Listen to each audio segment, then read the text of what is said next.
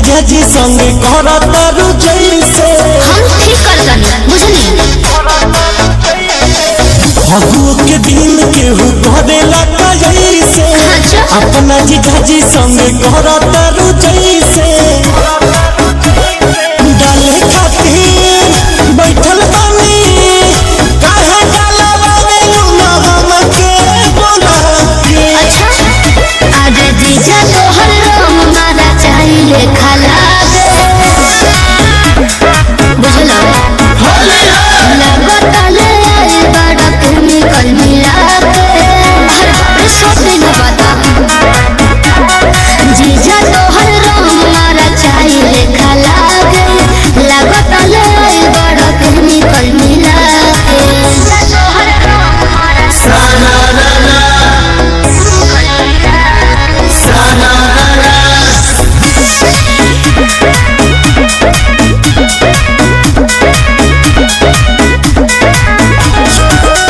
special हो brand किसान न करी बाटे घोरल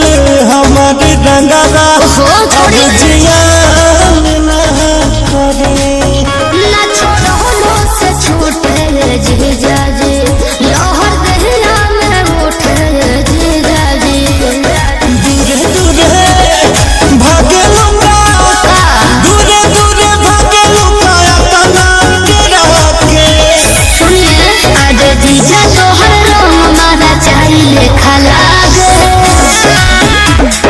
बुझलो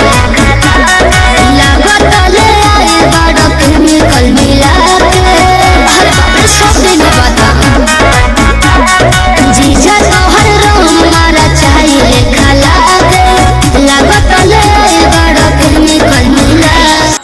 न्यू होली का सॉन्ग कंप्लीट कर चुके हैं, तो आप लोग जल्दी से जल्दी हमारे चैनल को सब्सक्राइब और शेयर करें ताकि हमारे न्यू